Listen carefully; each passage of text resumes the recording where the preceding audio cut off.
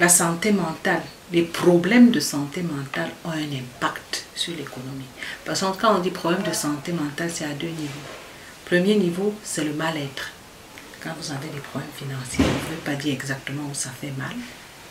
C'est le mal-être, ça c'est un problème de santé mentale. Vous vous attendez à recevoir vos motivations, vos primes de mission, vous avez déjà programmé des choses avec cet argent et on vous dit que vous n'avez pas droit à ces primes. Ça met l'individu dans un état de mal-être qui peut même aboutir à un AVC. Ça c'est un problème de santé mentale. Mais maintenant si ce mal-être-là est permanent, donc l'individu n'arrive pas à faire face à cette difficulté ou qui n'est pas soutenu par l'entourage, il tombe donc dans la maladie mentale. Vous lui donnez un dossier à traiter, vous lui demandez de prendre une bonne décision, une décision importante par rapport à l'avenir du pays. Vous pouvez être sûr que à ce moment-là, il ne jouit pas de toutes ses facultés pour pouvoir répondre objectivement à cette préoccupation. Donc, problème de santé mentale égale sous-développement égale pauvreté.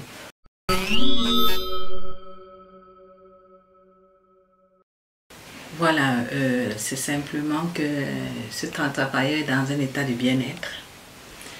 État de bien-être qui est tant physique que mental. Physique, c'est-à-dire que indemne de toute problématique d'ordre physique. Mental,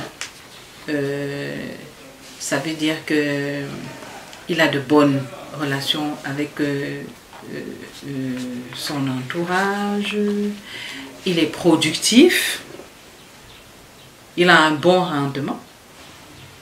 Voilà, c'est les éléments qui montrent que cet individu est dans un état de bien-être.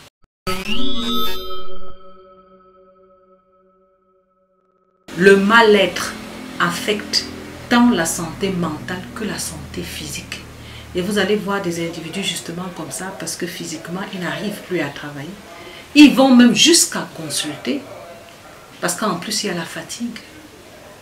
On n'a plus envie de rien. On va consulter parce qu'on pense que c'est un problème de santé physique. On voit 5 spécialistes avec des bilans, tout revient normal.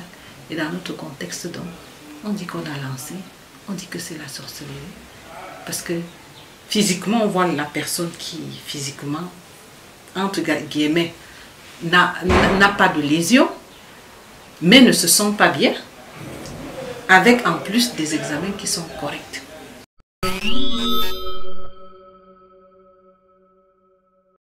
Généralement, la personne qui jouit d'une bonne santé mentale, on a dit santé mentale égale état de bien-être qui permet à l'individu de se réaliser, de faire face au stress de la vie quotidienne, d'être productif et utile à la communauté. Donc, généralement, quelqu'un qui jouit d'une bonne santé mentale présente toutes ces caractéristiques-là. C'est-à-dire que dans son travail, déjà, il est épanoui, si on peut dire, dans son travail. Et dans son travail également, on sent qu'il est productif et surtout utile à l'autre. On pense à l'autre, l'autre est une préoccupation parce qu'on s'aime et on aime l'autre. On est dans un état de bien-être. Parce que le réel bien-être est contagieux, tout comme le mal-être est aussi contagieux. Quand vous êtes dans un environnement avec quelqu'un qui ne va pas bien, il y a de fortes chances que vous puissiez le sentir sans que la personne ne le verbalise, si vous connaissez réellement la personne. Donc, un individu dans un état de bien-être, ça se ressent toujours dans son rendement et dans ses rapports avec l'autre qui sont positifs.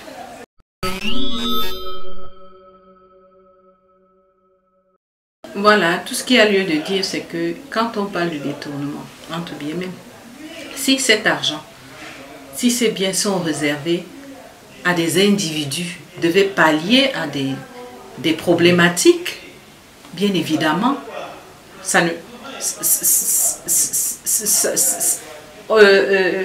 les missions dont allouées à ces financements ne sont plus les mêmes. Par conséquent, il y a des gens qui vont souffrir.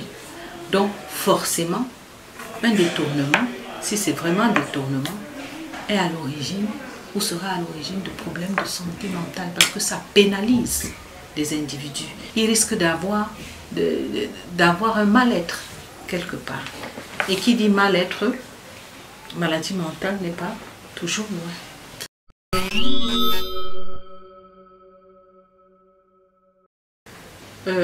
Sur le plan professionnel, c'est très important. Si on est soucieux du rendement, si on est soucieux de la productivité, si on est soucieux du développement, d'investir en santé mentale, c'est-à-dire d'investir sur le bien-être des individus. C'est bien beau de mettre en place des politiques, c'est bien beau de mettre en place des programmes, c'est bien beau de mettre en place des stratégies, mais qui va mettre en œuvre tout ça? Ce sont des individus. Et maintenant, si ces individus qui sont chargés de mettre en œuvre toutes ces stratégies-là sont dans un état de mal-être, parce qu'ils ont des problèmes financiers, des problèmes professionnels et autres, soyez-en sûrs qu'il y aura échec au niveau de la mise en œuvre de tout ce qui a été élaboré. Par conséquent, pas de productivité, pas de développement. Donc, que les politiques soient aussi, les stratégies soient aussi orientées vers le bien-être de l'individu, le bien-être dans son cadre du travail, parce que ça c'est important quand vous travaillez dans un cadre qui est adapté, qui vous met dans un état de bien-être sain, c'est bien. Le bien investi dans le bien-être dans le sens de la bonne collaboration avec les la bonne interaction avec les collaborateurs, avec les patrons, voilà, dans l'organisation du travail. Donc tous ces aspects interpersonnels, organisationnels du travail doivent être pris en considération pour que les individus soient dans un état de bien-être et puissent être productifs.